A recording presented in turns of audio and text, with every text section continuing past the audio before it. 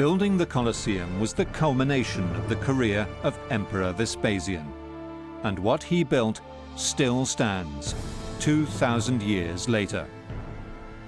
Today, one of Italy's noted industrialists has stepped in to preserve it for future generations. Workers are busy scrubbing the grime off the white travertine facade, which is only now starting to divulge many new secrets.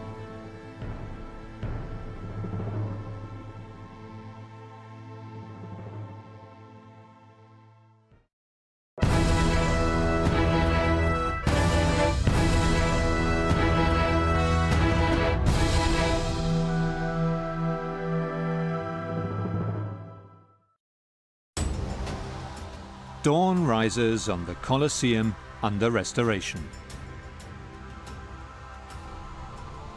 Men and women are already at work cleaning the facade.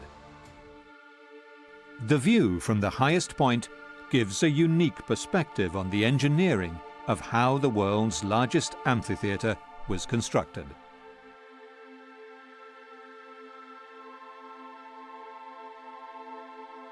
Travertine is extremely resistant to water and has provided support for the rest of the Colosseum structure for 2,000 years. The job entrusted to Conti and her team is not only to restore the ancient glory of the stonework, but also to ensure it has remained impermeable and, where it is fractured, make it waterproof once again.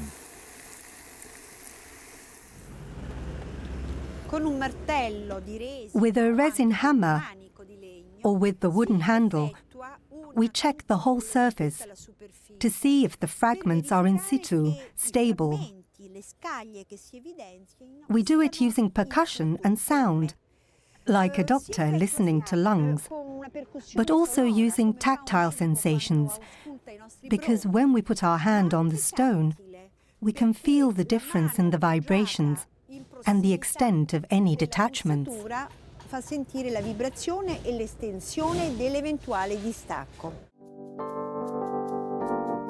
Over the centuries, various kinds of materials have been used to repair the Colosseum.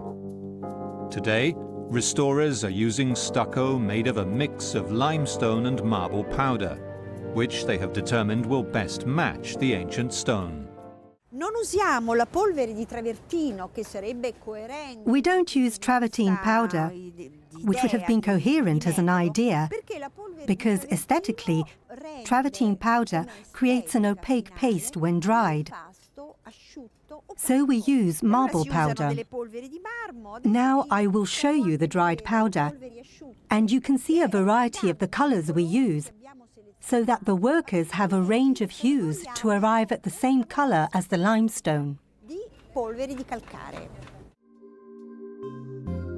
The stone changes color naturally over time, so cleaning it also means not destroying the natural color of the original, which has been subject to weathering. Every step needs to be monitored so as to avoid turning the monument into an unnaturally white color. Cleaning between the stones is delicate and time-consuming. This layer that seems to have some tonal discontinuity in the ivory white of the travertine represents, however, the passage of time. It is like my grey hairs from my black hairs.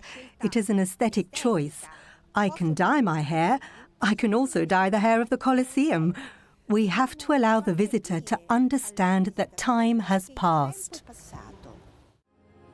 The patient and laborious work of cleaning and restoring the facade of the Colosseum is barely the beginning of the massive renovation project.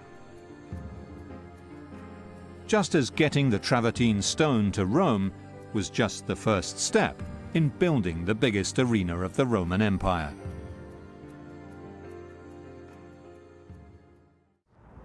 They used the large depression caused by the lake to build the foundation, which was an enormous structure, an elliptical structure with a central space, a sort of donut-shaped foundation layer 13 meters wide.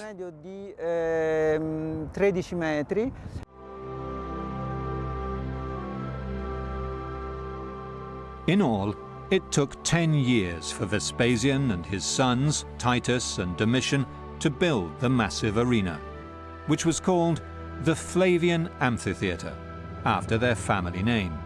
Although Vespasian died just 2 years before the massive job was done, this great Roman general's legacy has survived to this day.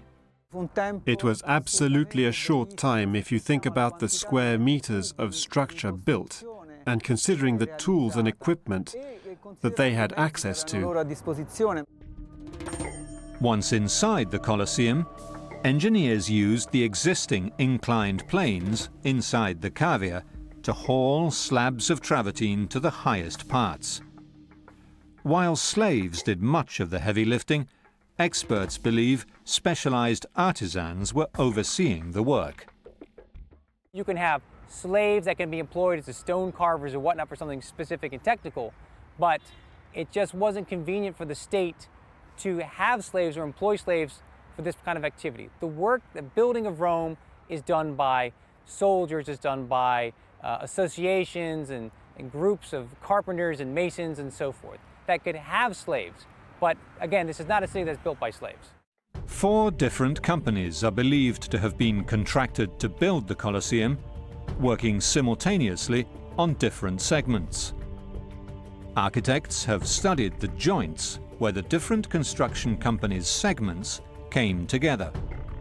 And inside the monument itself, we see different engineering solutions applied to the same problem. The goal was to build this giant building as fast as possible, not to make it particularly elegant or beautiful. They believe the work was divided in sectors and given to different construction companies that worked at the same time. In various points, we see these joints. There are several places where the arches are deformed, with their heads at different heights. And you can see that this is where the different teams came together. Roman engineering had already performed the miracles of the aqueducts and the Roman roads, and although no designs of the Colosseum have emerged, the basic principles of Roman architecture had been codified. The arch was introduced by the Etruscans, but the Romans understood its potential and used it everywhere, such as in aqueducts and bridges. The arch is a great structure because with a small amount of material you can cover large spaces. The arch works because it creates a horizontal force between the blocks that is compensated for when they touch the ground.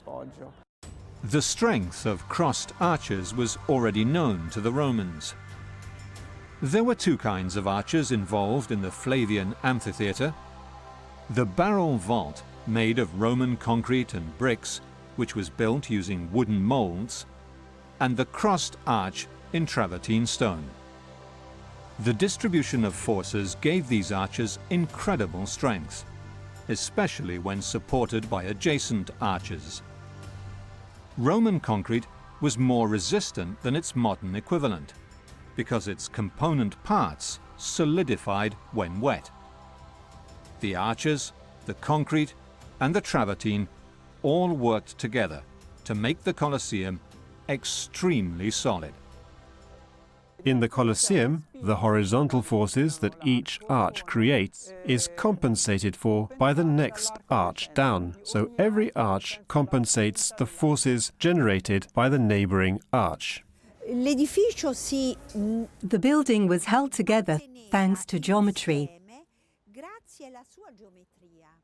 These huge columns are made of great blocks of stone, and the interplay of arches keeps the whole structure standing. The solid structure that has survived to this day is not only the result of the advanced Roman engineering techniques, but also shows signs of their very practical application to speed up the building work.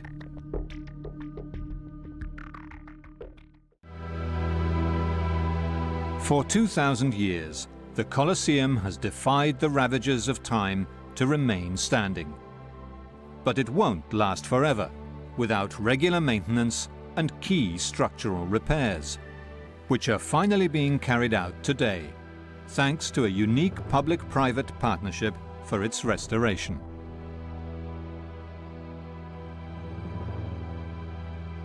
The construction techniques used for the Colosseum are the same as those used in Capua and Verona. The internal surface of the building is covered in brickwork, which functions as a lining for the stone structure, adding uniformity, support, and lightness. From this viewpoint, you see the exterior grand height of the Colosseum, which has disappeared on the side. It's been damaged by an earthquake. That material has been carted off. We get a view into the interior ring, also travertine stone, but then it peters out and becomes brick. That's been reconstructed. So when you look at the Colosseum, you're getting all kinds of different views into the history and the reconstruction, the shoring up and the stripping out of this grand monument. This is where one construction segment meets another. The difference in the stonework is clear to the naked eye. The Romans were very pragmatic. They paid attention to detail only where it could be seen. Wherever there were places that couldn't be seen or wouldn't be noticed in the overall building, they didn't spend too much, because precision has a cost. The interior of the Colosseum is different. It's not travertine stone, it's the brickwork, but the brickwork is clad in marble. So the marble veneer has all but disappeared, but you can imagine the entire interior space shining with marble. The top of the Colosseum still visible today, and you can see a lot of the stonework, its place, it looks a little not quite so neat. From the exterior of it, of course, it's perfectly carved and wonderful and well organized. But on the inside, it wasn't going to be on view. That particular arrangement of the stone blocks, so they're not cut to the perfection that they could have done. No one's going to see that part, so who cares? We see it today exposed, and we ask questions.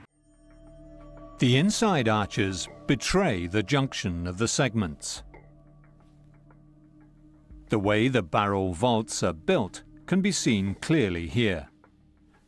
The brickwork would have been supported by wooden molds that held the bricks and mortar together until dry. The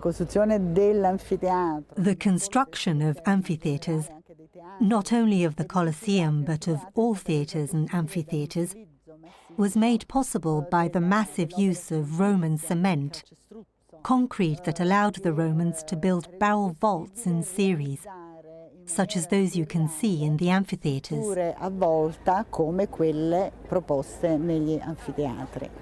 The stones were laid one on the other without cement, so the masonry had to be extremely precise. Today when you go inside, it's been partially reconstructed. Now there's even the idea to reconstruct all of it, to allow more access to explore and experience the Colosseum. But in ancient times, it's all wood. And then you have the trapdoors, and up pop the protagonists, the gladiators, and many of the wild animals. Historians believe the format for Roman games involved animal hunts in the morning, executions of criminals at midday, and gladiatorial combats or recreations of famous battles in the afternoon and evening. The big stone structures down below in the foundations held up the lighter structures above, where the public sat to watch the games. As the arches rose upwards, the construction materials used were lighter and lighter. The Colosseum is held up by travertine stone, which are the travertine columns, and it becomes lighter as the structure rises to the upper floors. So the heaviest part is the first level, because it holds up the whole of the upper floors that right now are missing. The entire amphitheater was richly decorated in marble and bronze, with statues in every arch. The whole Colosseum was capped with a sail-like awning to shelter the spectators from the sun. It was held up by ropes and poles, resting on ledges all around the construction, each with its own drain to stop the wood rotting in the rain.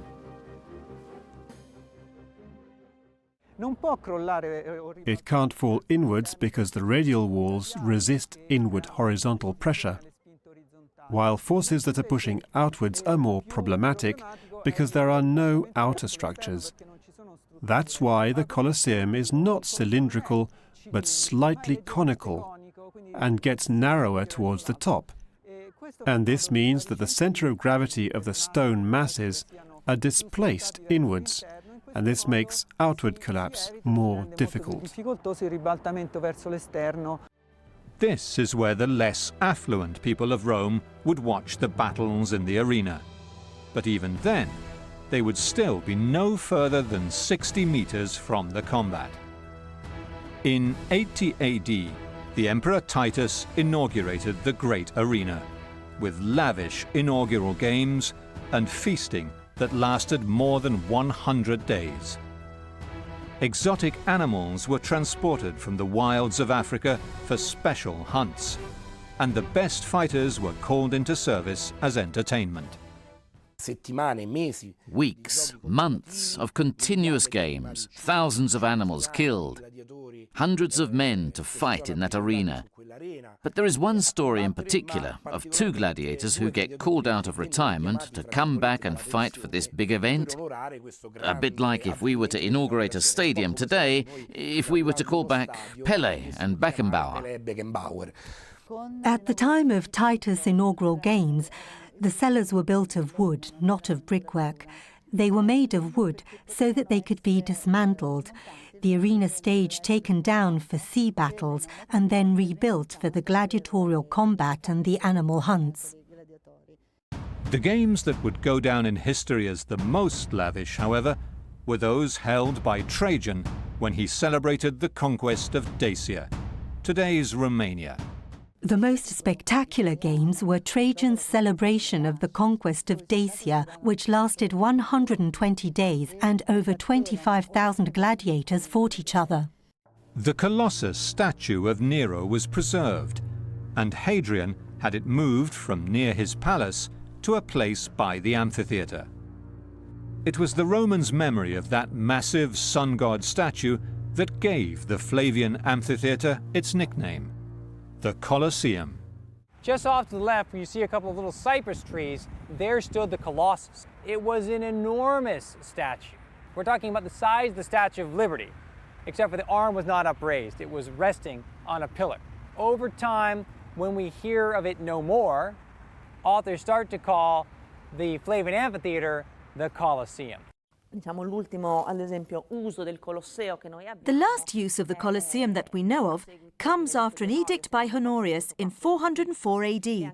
And here too, let's remember that there is no perfect recipe for a good gladiator, for a good amphitheater, for the beautiful battle. We are talking about a practice that began in the 3rd century BC and that ended at the end of the 5th century AD. An incredibly long space of time. In a Colosseum that the sources tell us was already partially buried by the events of time, battered by earthquakes, fires and lightning, and the removal of marble. In 528 AD, at the time of the Longobards in Rome, a hunt is organized. This hunt in 528 in the Colosseum was the last recorded event of its kind.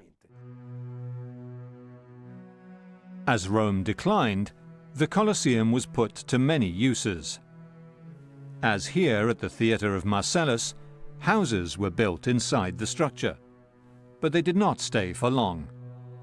The Colosseum was rich in resources, which over the years would be pillaged and reused in other ways.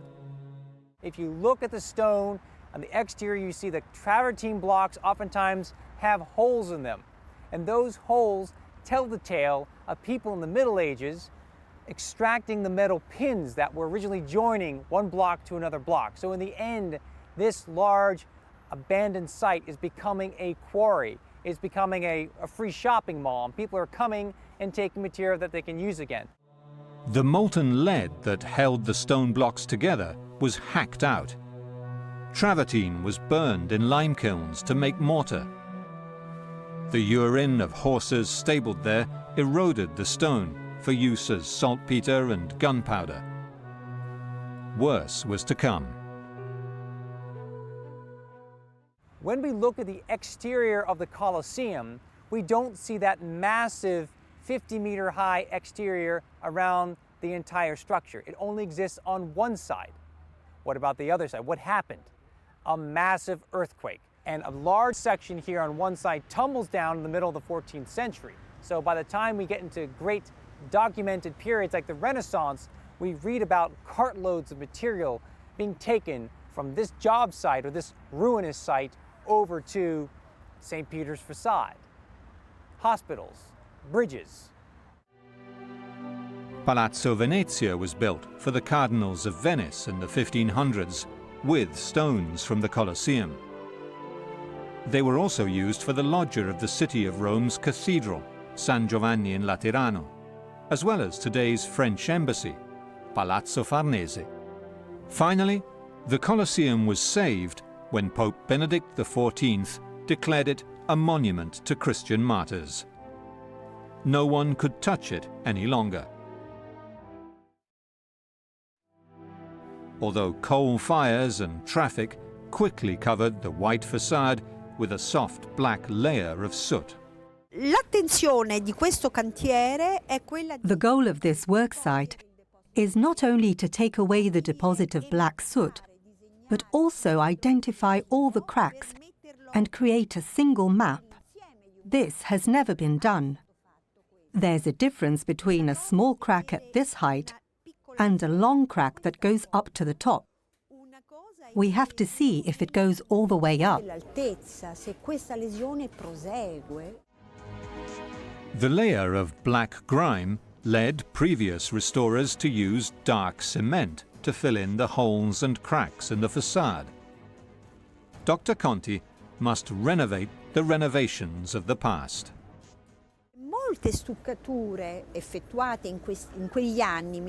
Much of the stucco laid in those years, the 1950s and 60s, is black.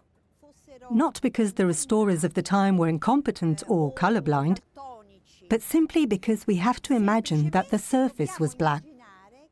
They returned the color and integrated the stone with black filling, the color of the stone and its dirty surroundings. The world's most famous monument is not only getting a clean-up, but is also due to be modernized inside and out, amid a storm of controversy.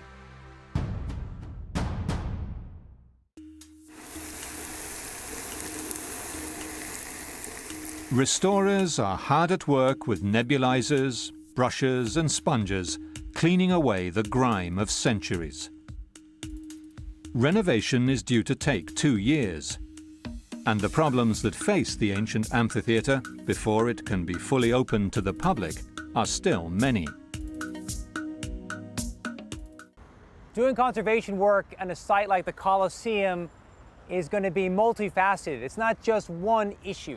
You've got to always worry about water infiltration. Here on this hillside overlooking the Coliseum, you see what happens over time is that water is going to run off, and that runoff can eventually lead to a collapse. Occasionally you'll have seismic activity, you have the threat of earthquake, so you have ongoing threats. And of course, you have traffic, you have pollution, but you also have a metro line passing underneath, you have the cars and the metro that are creating more seismic activity.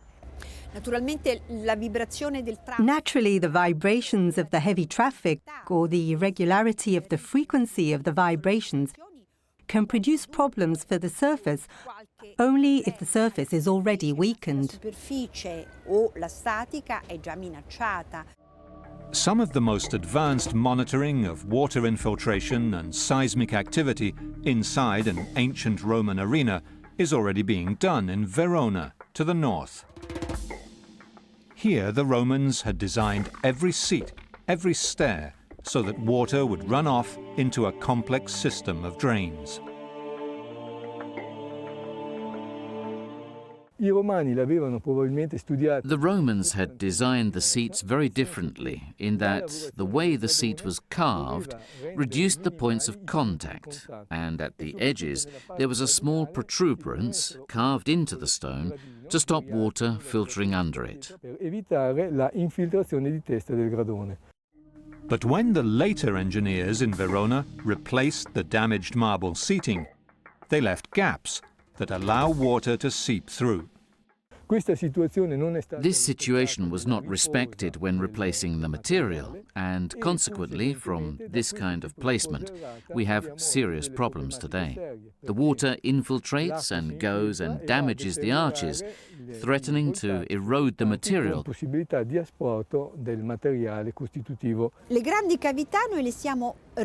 We are only filling up the larger cavities that threaten to let rainwater through the stone facade into the area of the barrel vaults, which are the true weak point of the monument that need to be protected from water and vibrations.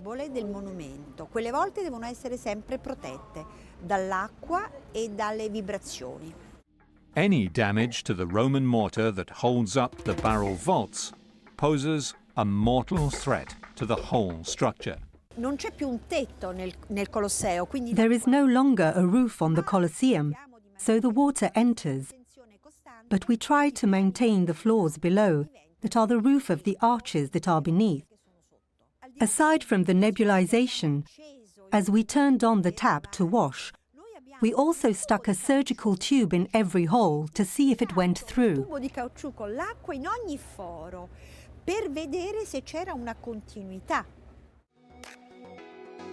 The delicate work of gently hammering the stone to find empty spaces is time-consuming.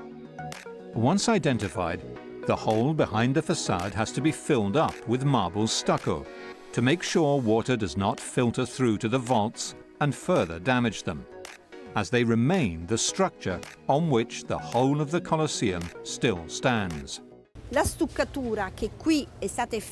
stucco done here, as you can see, has a different color tone from the ones we saw before, because it is getting close to the true amber color of the travertine.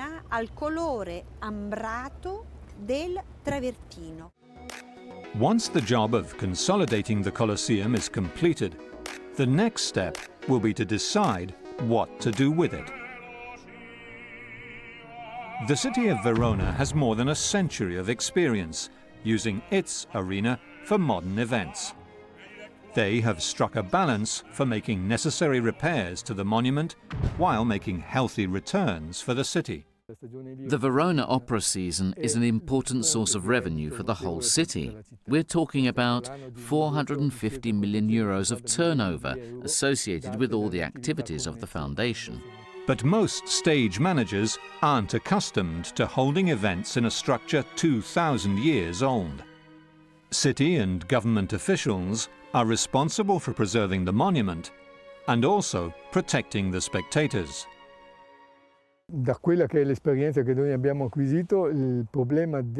Our experience acquired over the years is that the organizers of events born for stadium environments are not flexible in adapting them to archaeological sites, such as the arena.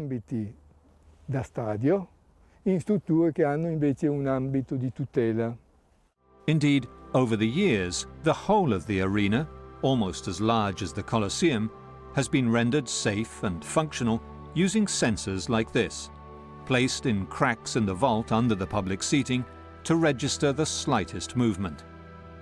The system set in place is the most advanced of its kind. Monitoring the structure is done through instruments set up in the arena aimed at verifying the static and dynamic behavior of the amphitheater.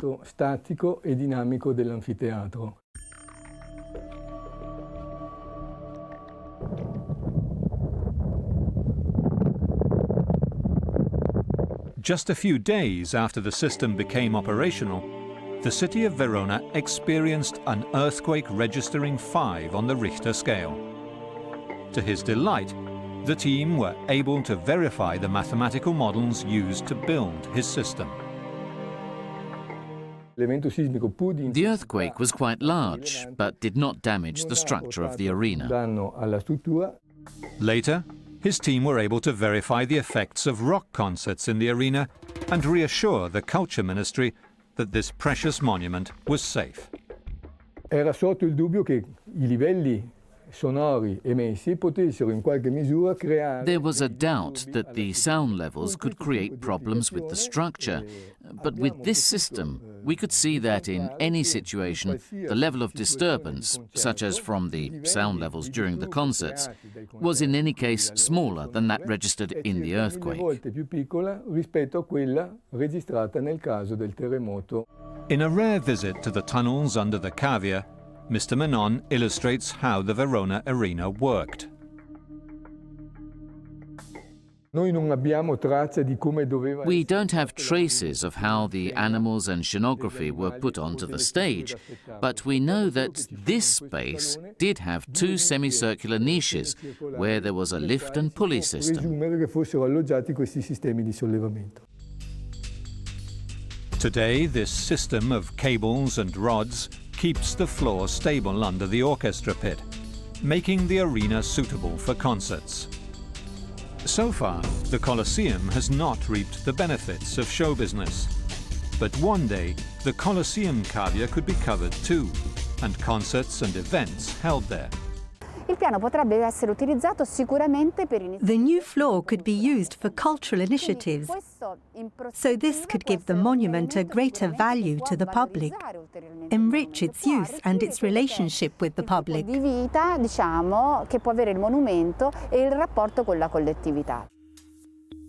In fact, whole new areas of the Colosseum that were not accessible to the public before are going to be opened for tours after renovation is complete.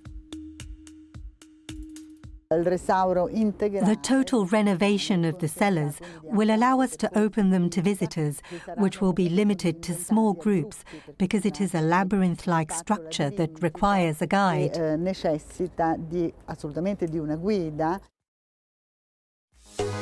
As the rest of Rome gets a facelift thanks to private money, restoring and using the holy grail of Roman monuments for marketing and promotion is subject to controversy.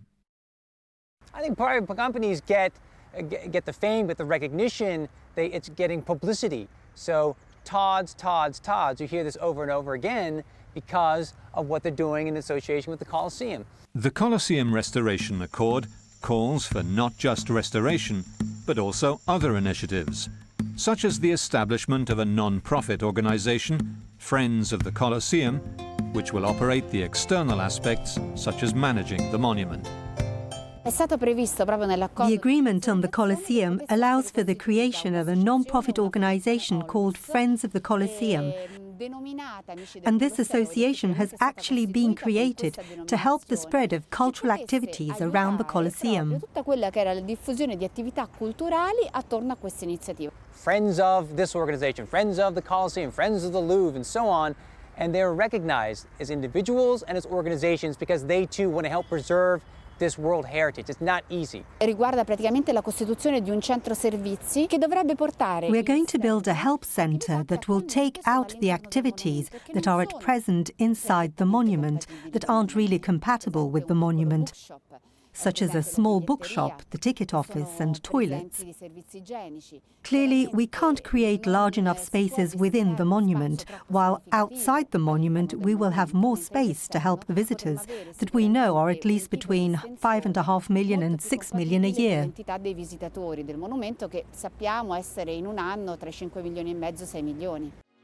Diego Della Valle is the CEO of Todd's Group, an Italian manufacturer of shoes and leather goods who has long been tempted to enter the political arena. The maverick shoemaker struck a deal with the Italian Culture Ministry that allows him to use the Colosseum as a marketing tool.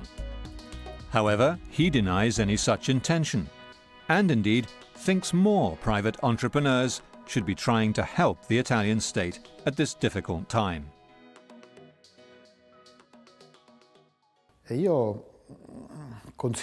I would advise my friends, the Italian entrepreneurs, if they haven't already thought about it, to take a minute to think about what they can do for this country. Because if we do things as entrepreneurs, it has a practical effect, because things get done. The sponsor, who in this case is Della Valle, or whoever else it might be, wouldn't have been able to give more, doesn't necessarily have to give more, because what is made available is the cost of the work to be done. It doesn't have to cover the entire monument. Nobody gave away the Colosseum in terms of image or property to anyone. Of course, the Colosseum remains the property of the state of Italy. Nothing has been sold. And private sponsorship doesn't take over the protection and monitoring and so on of the Colosseum. The ultimate decision and the ultimate control remains in the hands of the Ministry of Culture and the superintendencies. As long as that happens and you have the transparency so people know where the funds are going, I think it's a win-win situation for everybody. One thing everyone can agree on, however, is the pressing need to preserve what is perhaps the most iconic and haunting image of ancient Rome. The Colosseum is one of the wonders of the ancient world, and still stands 2,000 years after it was built. Amphitheaters like this one were venues for gladiatorial entertainment in every Roman city of the empire.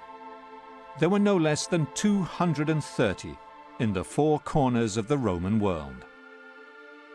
Rome's Colosseum is the largest arena still standing today.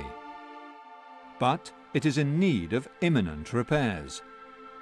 Man and nature have eroded vast portions of the monument, though it still attracts millions of admirers every year.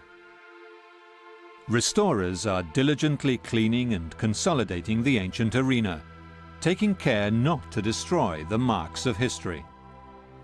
Beneath the floor of the Roman arena was the empire's most powerful propaganda machine, the equipment used for stunning visual effects that wowed the public over and over. The Colosseum's underground cellars represent the emperor's machine for illusions. Obviously, the scenery was impressive, just as the shows which were given to the citizens by the emperors to maintain or to increase their popularity were spectacular. The challenges of opening this maze of tunnels and niches to the public, however, are enormous. Before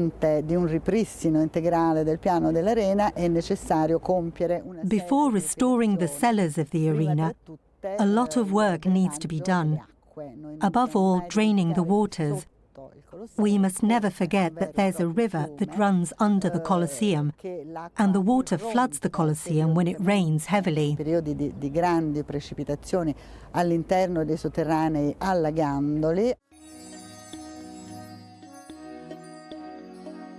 The controversy surrounding the private funding of urgent restoration work on the monument has opened a whole new discussion on how Italy manages its cultural heritage. All our clients, when they buy our products, somehow they also contribute to the renovation of the Colosseum. Private sponsorship is not the solution, it is a solution. And it's a great solution. But there are so many other things that need to happen and can happen. Hopefully, with this private sponsorship, it's jump-starting the conversation, getting more people involved, more levels of participation involved. That's what I'd like to see. Italy holds 3/4 of the world's great works of art. And yet, in the throes of economic crisis, the Italian state is expected to maintain this cultural heritage of the whole of humanity alone. In such a difficult moment for our country, for the whole world economy, but also in Italy, I'd say that the situation we see is very worrying, and we hope it will pass. Well, in moments like this, the most famous people, the strongest companies, I think they should place themselves at their country's disposal. They should do what they can, and they should do it without asking for anything back. The message is, what can we do for our country today? Across Italy, major monuments in need of repair are being restored with the help of discreetly branded sponsorship. The iconic Trevi fountain, made famous in the Fellini film La Dolce Vita, is today covered in scaffolding, and workers are chipping away at calcium deposits to reveal the original sculptures. Again, a major fashion house made the restoration possible. The Colosseum is no different, say those who support the initiative. If you maintain it, if you invest in it, if you shore it up, because it does need help, this won't stand here forever on its own, you will have something that can be around as long as, humans are around. But you need that investment, you need that care, and the Colosseum is finally getting it. Given the sheer breadth of Italy's cultural heritage and the dire need of protecting it for future generations, a new law was passed in 2004 allowing for several new types of public-private partnerships. In realtà il coinvolgimento del privato nelle iniziative pubbliche. In actual fact, the role of the private comes in two forms, either via a donation or via a sponsorship. Surely the sponsorship of the Colosseum is one of the best examples of this. È uno dei più grandi esempi dal punto di vista proprio della tipologia sponsorizzazione. If every big Italian brand adopts a monument, very soon there could be renovation work all over the country, lightening the load on the staff of the Cultural Ministry. The question is how far the sponsors will be allowed to go to recover the investment in global communication.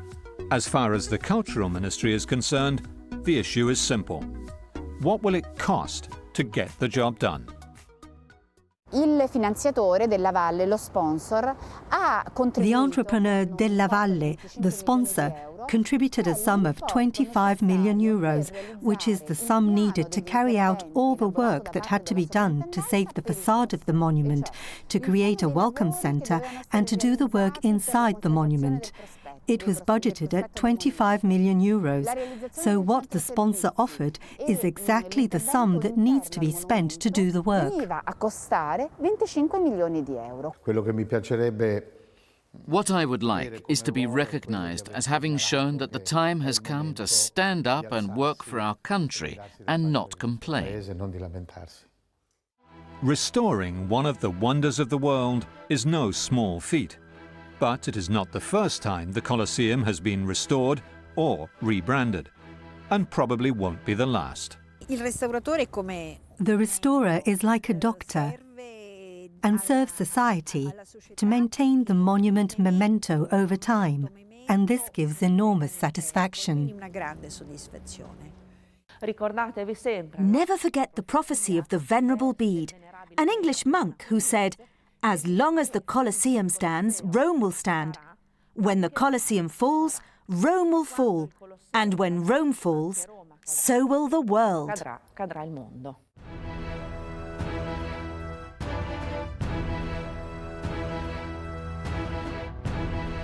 The whole story of the world's most famous stage is a constant work in progress, an ongoing saga of epic proportions.